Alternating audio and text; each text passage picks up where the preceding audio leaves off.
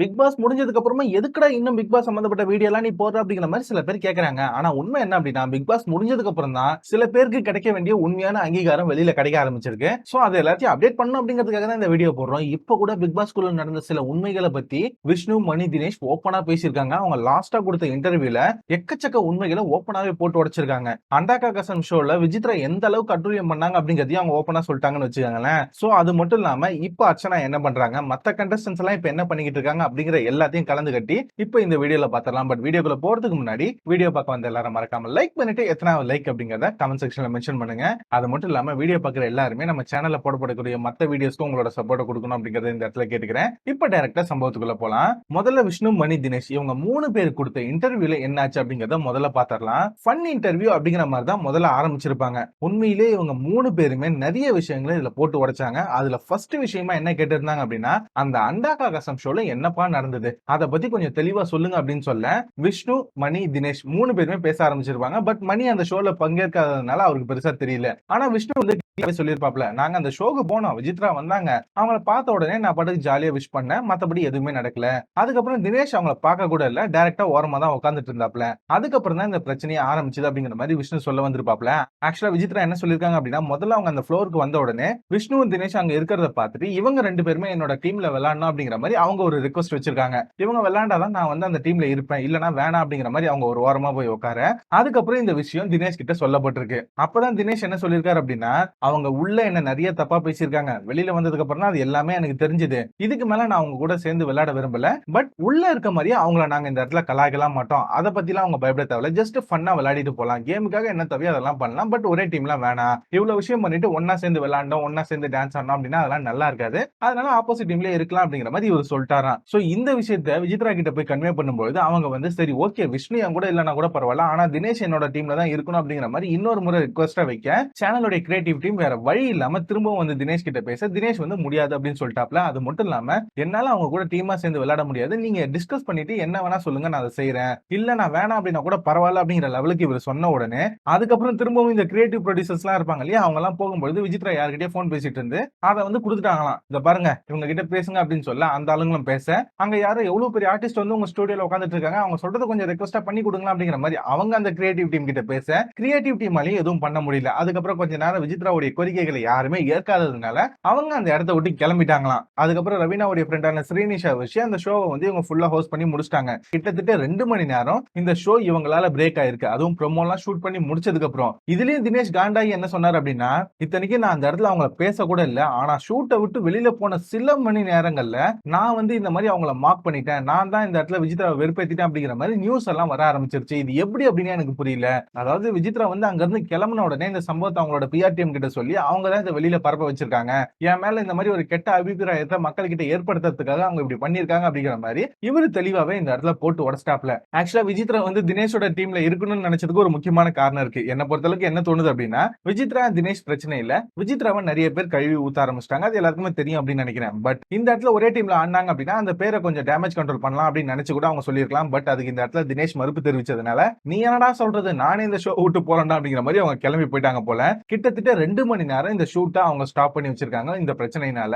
In fact அவங்க கிளம்பின உடனே இந்த நியூஸ் எல்லார்கிட்டயும் பரவ ஆரம்பிச்சிருச்சு. அதுதான் எப்படின்னு எங்களுக்கு தெரியல, எல்லாருமே ஸ்ட்ராங்கான பிஆர் டீமோட உள்ள வந்திருக்காங்க போல அப்படிங்கிற மாதிரி கிளியரா போட்டு உடைச்சிட்டாங்க. அதுக்கப்புறம் விசித்ரா வந்து இதுக்கு முன்னாடி நிறைய பிக் பாஸ் ரிவ்யூ பண்ணிருக்காங்க லேடி பாஸ் அப்படிங்கிற பேர்ல, அதை பத்தி எல்லாம் உங்களுக்கு தெரியுமா அப்படின்னு கேட்க மணி ஷாக் ஆயிட்டாப்ல. உள்ள வந்ததுக்கு அப்புறம் கேமே தெரியாது அப்படிங்கிற மாதிரி எங்க கிட்ட சொல்லிட்டு இருந்தாங்க, இப்ப நான் வெளில வந்ததுக்கு அப்புறம் தான் பார்த்தேன் அவங்களுக்கு எல்லாமே தெரிஞ்சிருக்கு, நானே அதை பார்த்து ரொம்ப ஷாக் ஆயிட்டேன் அப்படிங்கிற மாதிரி அதையுமே கலாச்சி 3 பேருமே பேசியிருந்தாங்கன்னு வச்சுக்கோங்களேன். விஷ்ணு கடைசியில கிளியரா சொல்லிட்டாப்ல, அடுத்த வாட்டி உள்ள போறவங்க நல்ல ஒரு பிஆர் டீம் ரெடி பண்ணிக்கங்க, அதாவது உங்களை சப்போர்ட் பண்ற மாதிரி மத்தவங்களை டிமோட்டிவேட் பண்ற மாதிரி வீடியோ போடுற மாதிரி ஒரு நல்ல பிஆர் டீமா செட் பண்ணிட்டு உள்ள போங்க, நீங்க எல்லாம் ஜெயிச்சிடலாம் அப்படிங்கிற மாதிரி அதையுமே இந்த இடத்துல உள்புத்தா சொன்னாப்ல. எல்லாருக்குமே பிஆர் டீம் இருக்கு அப்படிங்கறத அவர் இந்த இடத்துல போட்டு உடச்சிட்டாருன்னு வச்சுக்கோங்களேன். அந்த இன்டர்வியூ உண்மையிலே வேற லெவல்ல இருந்தது.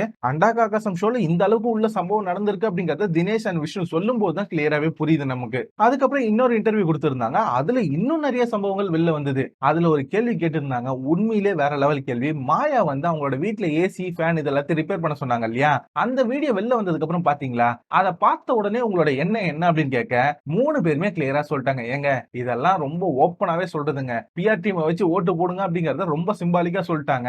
இது கூடவா எங்களுக்கு புரியாது அப்படிங்கிற மாரி 3 பேருமே சொல்ட்டாங்கன்னு வச்சுக்கோங்களேன். இன்ஃபாக்ட் அந்த இன்டர்வியூ எடுத்தவருமே, ஆமா அதான் நானும் நெனச்சேன் அப்படிங்கிற மாரி ஓப்பனாவே போட்டு உடைச்சிட்டாப்ல. இது எல்லாத்தோட ஹைலைட் என்ன அப்படின்னா, தினேஷ் சொன்னதுதான். இதெல்லாம் கம்மிங்க.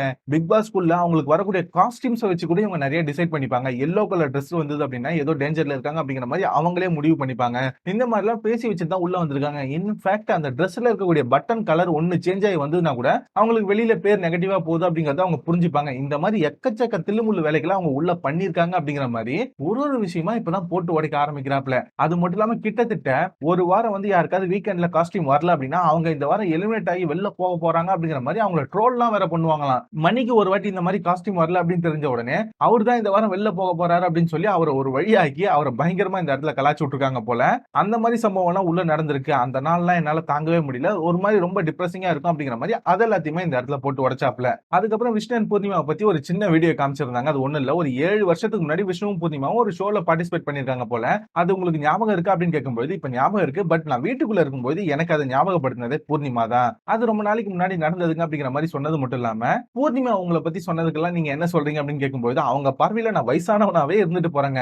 ஆனா அவங்க ஓடக்கூடிய ரேஸ்ல நானும் இன்னும் ஓடிக்கிட்டு இருக்கேன்ல, அதுவே எனக்கு போதும். நான் பாசிட்டிவாவே எடுத்துக்கிறேன். நான் வயசானவனாவே இருந்துட்டு போறேங்க அப்படிங்கிற மாரி அதையும் இந்த இடத்துல போட்டு உடைச்சிட்டாப்ல. ஏன்னா இதுக்கு முன்னாடி அவர் வயசானவர் அப்படிங்கிற மாரிலாம் பூர்ணிமா உள்ள கலாய்ச்சிருப்பாங்க இல்லையா? அதாவது அவங்க ஸ்கூல் படிக்கும் போதுல இருந்து இவர டிவில பார்த்துக்கிட்டு இருக்கேன் அப்படிங்கிற மாரிலாம் உள்ள சொல்லியிருந்தாங்க.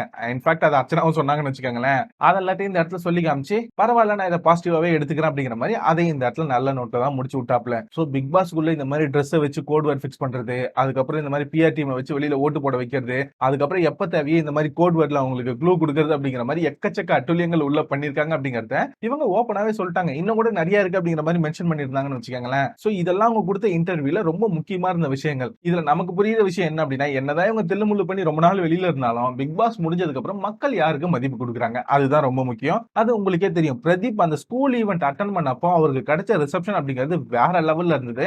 அந்த வீடியோ சோசியல் மீடியால பயங்கர ட்ரெண்டிங்கா போயிட்டு இருக்கு. இன்னைய வரையும் அது ரொம்ப ட்ரெண்டிங் அப்படின்னு சொல்லலாம். அதே மாரி ஒரு சம்பவம் இப்போ விஷ்ணுக்கு நடந்திருக்கு. இன்ஃபாக்ட் அவருமே ஒரு லேடீஸ் காலேஜ்க்கு சீஃப் கெஸ்ட்டா போயிருக்காப்ல. அந்த வீடியோ இப்போ சோசியல் மீடியால வைரல் ஆகிட்டு இருக்கு. இன்ஃபாக்ட் விஷ்ணுவோடைய இன்ஸ்டாகிராம் பேஜ் போய் பார்த்தாலே தெரியும். உங்களுக்கு அந்த வீடியோலாம் அவரே ஷேர் பண்ணியிருக்காப்ல. அதுல அவருக்குமே எக்கச்சக்க ரெஸ்பான்ஸ் கிடைச்சிருக்கு. இன்ஃபாக்ட் அதுல மணியும் பார்ட்டிசிபேட் பண்ணியிருக்காரு அப்படின்னு நினைக்கிறேன். அது மட்டும் எனக்கு கிளியரா தெரியல. அப்படி உண்மையாவே அவரும் பார்ட்டிசிபேட் பண்ணியிருக்காரு அப்படின்னா மறக்காம கமெண்ட்ல போடுங்க. சோ இந்த பி டீம்ல இருக்கவங்களும் சரி, அதே மாதிரி அர்ச்சனாக்கும் சரி, பிரதீப்பும் சரி, இவங்க எல்லாருக்குமே ஆடியன்ஸ் கிட்ட இருந்து ஓரளவுக்கு பாசிட்டிவான இன்ஃபாக்ட் சொல்ல போனா அப்படின்னா பிரதீப் அர்ச்சனாக்கெல்லாம் ஓரளவுக்கு பயங்கரமான ஆடியன்ஸ் ரெஸ்பான்ஸே கிடைக்குது. அதே அப்படியே கட் பண்ண அந்த பக்கம் மாயா பூர்ணிமாவால இன்னும் இன்டர்வியூ கூட கொடுக்க முடியல.